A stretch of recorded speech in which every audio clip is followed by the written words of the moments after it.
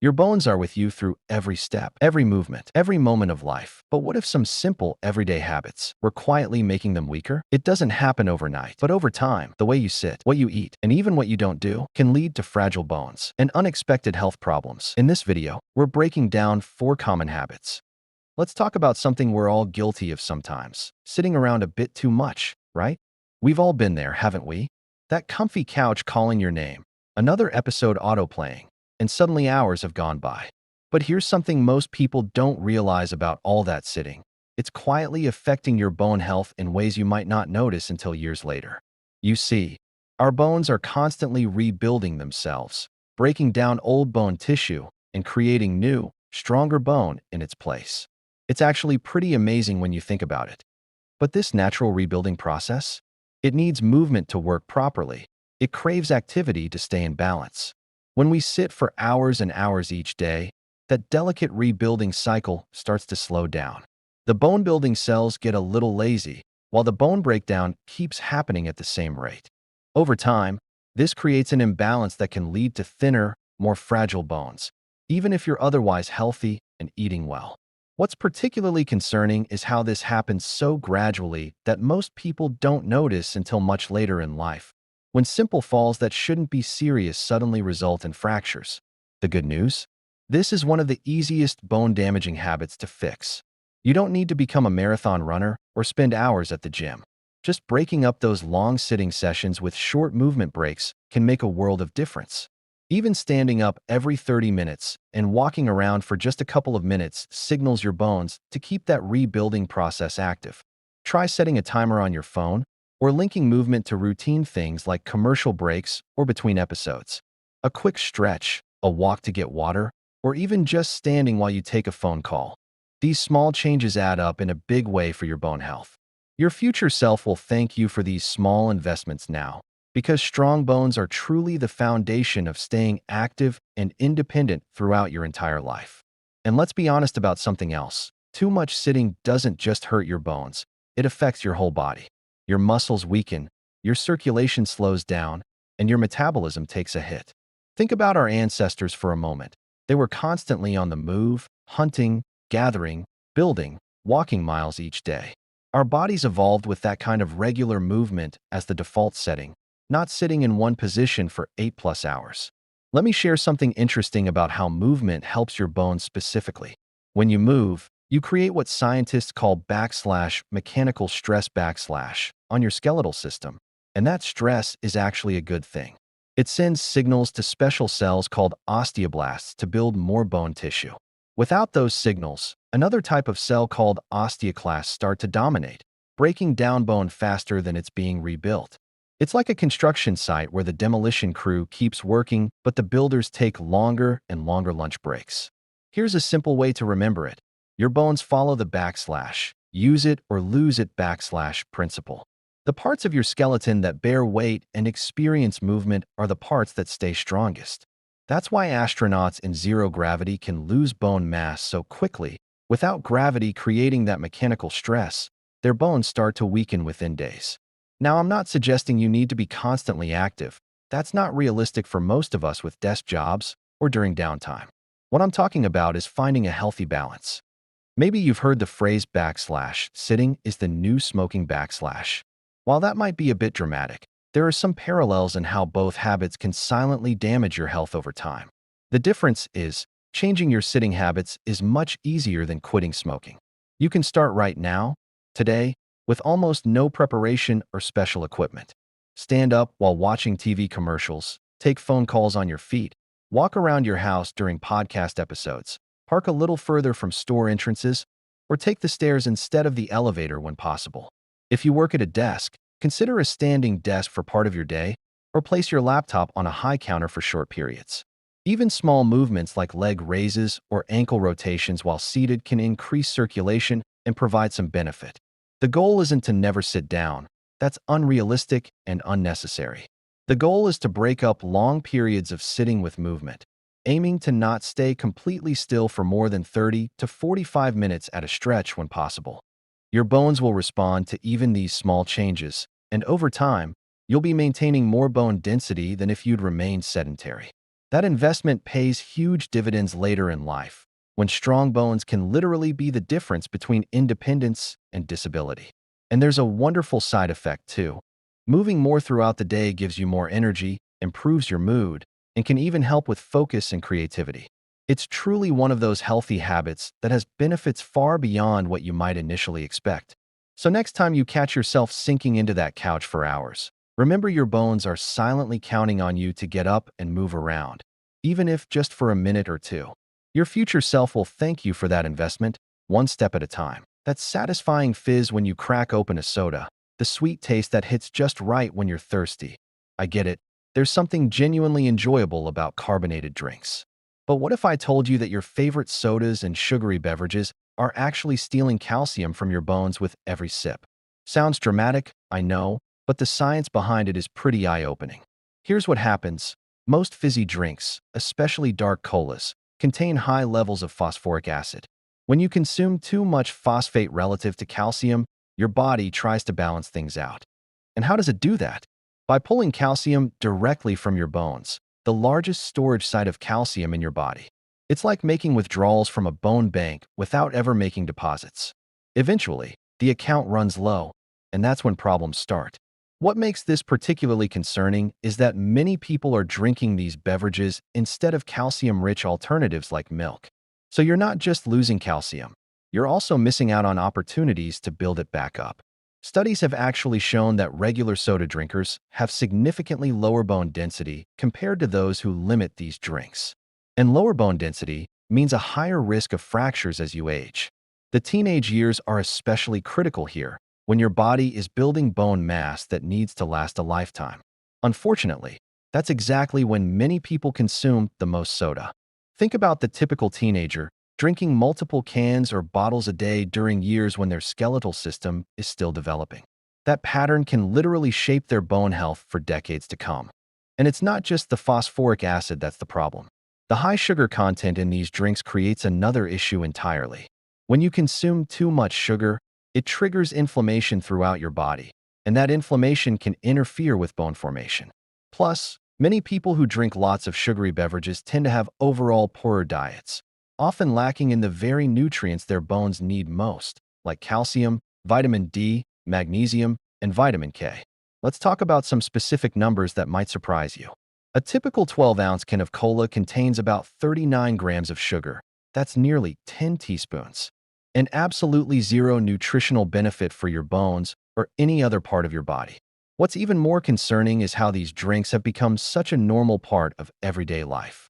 They're everywhere, in vending machines, at checkout counters, prominently displayed in grocery stores, and featured in countless advertisements. And here's something that surprises a lot of people. Even some so-called healthier drinks can cause similar problems.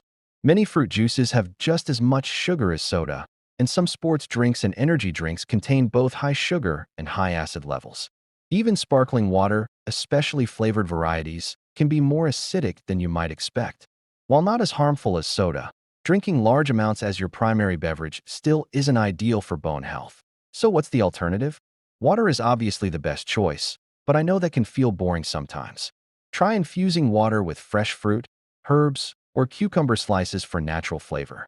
Herbal teas, both hot and iced, can provide variety without the downsides. If you're missing that fizzy sensation, try a small amount of 100% fruit juice mixed with sparkling water for an occasional treat. And of course, calcium-rich beverages like milk or fortified plant milks are excellent choices that actually benefit your bones. Making this change doesn't have to be all or nothing.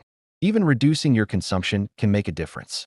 Maybe start by replacing just one sugary drink a day with water or another healthier option, then gradually increase from there. Your taste buds will actually adjust over time, and you might find that those super sweet drinks eventually start to taste excessively sweet as your palate changes. Remember, every soda you don't drink is a win for your bone health. Your skeleton literally forms the framework that holds you up throughout your entire life. It deserves better than to be weakened by what you choose to drink. So next time you reach for that soda, ask yourself, is the momentary pleasure worth the long-term cost to your bones? Your future self, with stronger bones and fewer fractures, will thank you for making better choices today. Let's talk about the sunshine vitamin, something so many of us are missing without even realizing it. Vitamin D isn't just another supplement on the shelf, it's absolutely critical for your bone health. Think of vitamin D as the key that unlocks calcium's power in your body. You could be consuming plenty of calcium, but without enough vitamin D, your body simply can't use it properly. It's like having all the building materials delivered to a construction site, but no workers to put them together. What makes vitamin D unique is that your body can actually produce it when your skin is exposed to sunlight, specifically UVB rays. It's pretty amazing when you think about it. Your skin literally manufactures this essential vitamin when you step outside on a sunny day. But here's the problem. Modern lifestyles have us spending more and more time indoors. We wake up, drive to work in enclosed vehicles, spend hours inside buildings, and then head home again. Many of us get less than 15 minutes of direct sunlight on our skin each day. This indoor lifestyle is a radical change from how humans lived throughout most of evolutionary history, and our bodies haven't adapted to this shift. We're essentially living in a state of vitamin D deprivation that our ancestors never experienced. And if you live in northern climates, the situation gets even trickier. During winter months, the sun's angle means UVB rays don't reach the Earth's surface effectively. So even if you're outdoors, your skin can't produce much vitamin D. The consequences? When your vitamin D levels are low, you might absorb as little as 10 to 15% of the calcium from your diet. The rest simply passes through your system without benefiting your bones at all. Over time, this leads to what doctors call secondary hyperparathyroidism. Your body essentially panics about low calcium levels and starts pulling it from your bones to maintain blood calcium levels. This process literally weakens your skeleton day by day. What's particularly concerning is how widespread this problem has become. Studies estimate that over 40% of American adults are vitamin D deficient, with even higher rates among older adults, people with darker skin tones, and those living in northern regions. Many people don't realize they're deficient because the symptoms can be subtle: slight fatigue, muscle weakness, bone pain that comes and goes. These signs are easy to attribute to aging or being busy, but they might be your body signaling a critical vitamin shortage. The good news is that addressing vitamin D deficiency can have remarkable effects on bone health. Research shows that proper vitamin D supplementation, combined with calcium, can reduce fracture risk by 15 to 30% in older adults. So how do you make sure you're getting enough? The most natural source is sunlight. Aim for about 10 to 15 minutes of direct sun exposure on your arms and legs a few times each week, without sunscreen during these short sessions. Don't worry about a few minutes of responsible sun exposure. The vitamin D benefits generally outweigh the risks for such brief periods. Dietary sources can help too, though it's difficult to get enough vitamin D from food alone. Fatty fish like salmon and mackerel, egg yolks, and fortified foods like milk and cereal contain vitamin D, but usually in relatively small amounts. For many people, especially during winter months or if you have limited sun exposure, a vitamin D supplement may be necessary. The current recommended daily allowance is 600 to 800 IU for most adults, but many experts believe higher amounts, 1,000 to 2,000 IU, are more beneficial for bone health. Before starting any supplement, it's worth getting your vitamin D levels checked through a simple blood test. This can help determine if you're deficient and guide appropriate dosing. Your healthcare provider can help interpret results and make personalized recommendations. What's fascinating is that optimizing your vitamin D levels doesn't just help your bones. Research links healthy vitamin D status to improved immune function, mood regulation, cardiovascular health, and even reduced risk of certain cancers. Consider this your friendly reminder that sometimes the simplest solutions, like getting a bit more sunshine or taking an inexpensive supplement, can have profound effects on your long-term health. Your bones are literally the framework that keeps you standing tall throughout life, and they deserve this basic nutritional support.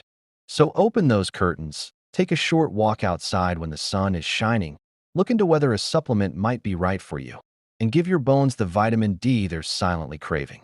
Future you will stand taller and stronger because of these simple choices today. Let's talk about something that's in practically everything we eat, something most of us consume far too much of without realizing the consequences: salt. Now don't get me wrong, sodium is essential for life itself. Your body needs it for nerve function, muscle contraction, and maintaining proper fluid balance. But here's the thing, The average person consumes about 3,400 milligrams of sodium daily, more than double the recommended amount. And this excessive salt intake is silently sabotaging your bone health in ways you might not expect.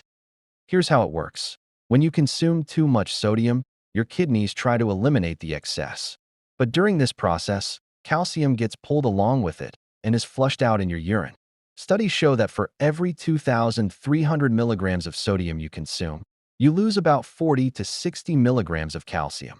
That might not sound like much, but it adds up day after day, year after year. Think about it. If you're consistently losing more calcium than you're taking in, where does your body get what it needs?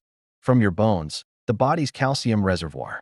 What makes this particularly insidious is that most of the salt in our diets doesn't come from the salt shaker.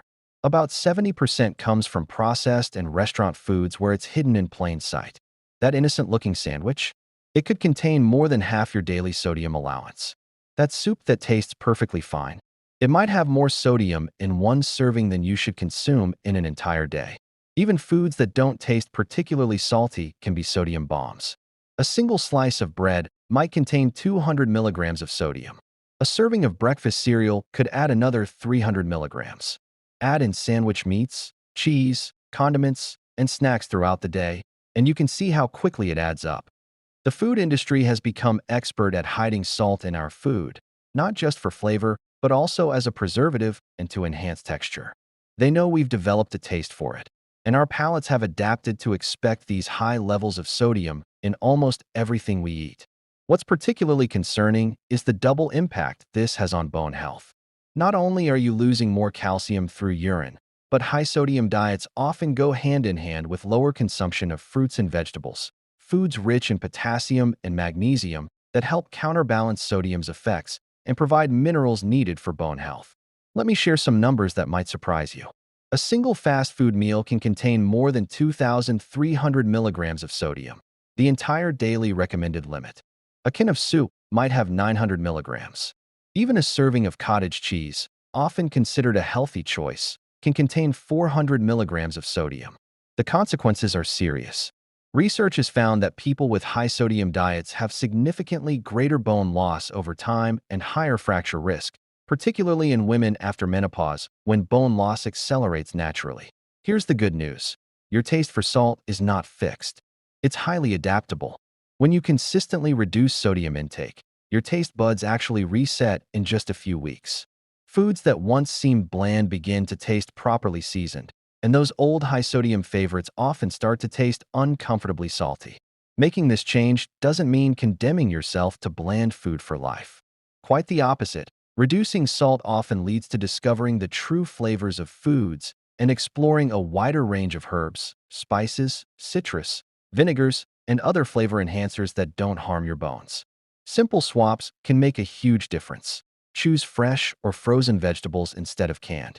Look for no added salt versions of products. Read nutrition labels and be aware that /reduced sodium/ doesn't mean low sodium. It's just less than the regular version, which might still be quite high. Cooking at home is one of the most powerful ways to reduce sodium intake. Restaurant meals almost always contain much more salt than home-cooked equivalents. When you prepare food yourself, you control exactly what goes into it. I'm not suggesting you need to eliminate salt completely.